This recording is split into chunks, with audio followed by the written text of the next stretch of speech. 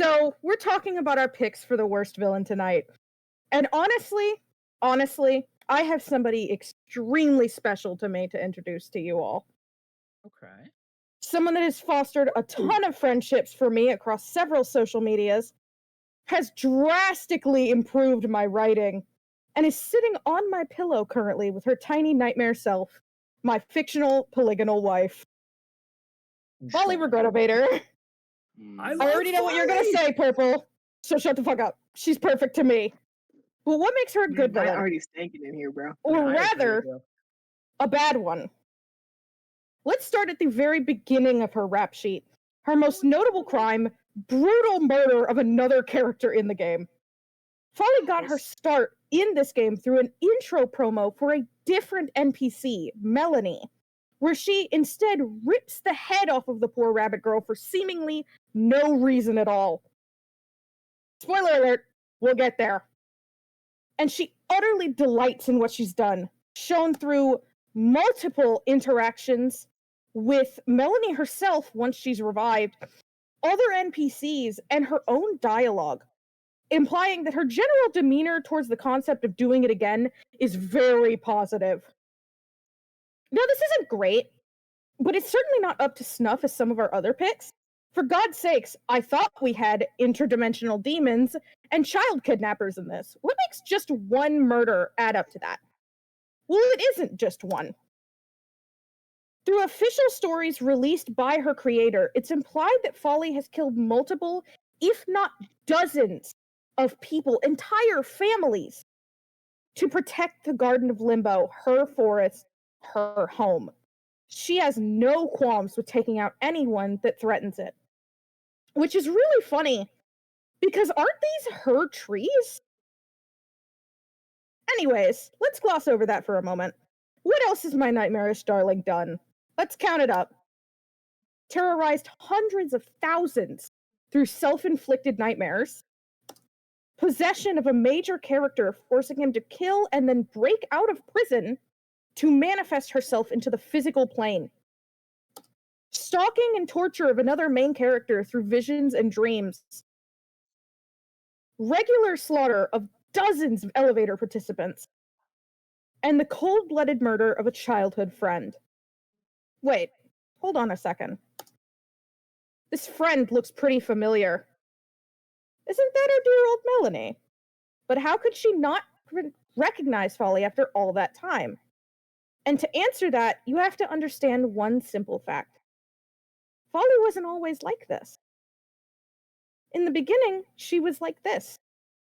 This, my dear friends, is our dreamer, the daughter of Limbo, a pure-hearted soul that wished for nothing more than to learn, to love, and to create under the tutelage of her creator. But Dreamer never left Limbo.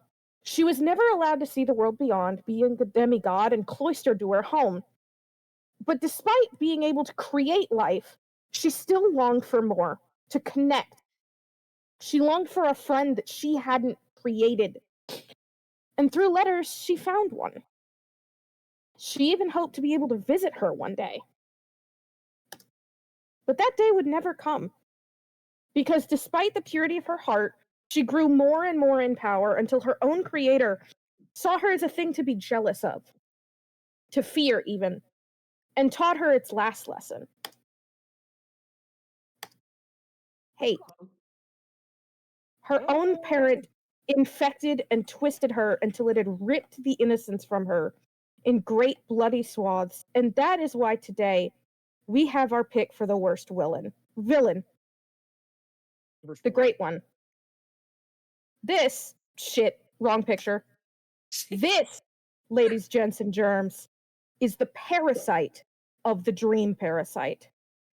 Folly's creator and tormentor, and the reason I believe behind nearly every single evil thing lurking in the background of this silly Roblox game. Did you know that you have rights? Because this fucking tree that I hate says that nobody does. In the pursuit of its own power, this twisted, overgrown aspen struck down its child, and in turn caused her to turn to another power in this universe, Mr. Now, Mr. is a right rotten bastard in and of itself, but that's not what we're here to talk about. Its aims, yes, but not the pebble itself. See, Mr. wants the same thing as the Great One, Folly's creator, ultimate power, and it actually has the means and locomotion to do so. Through the elevator.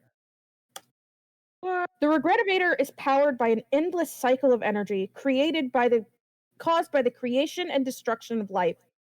In this case, the easiest route was the mannequins built from the wood of Limbo's trees and imbued with life.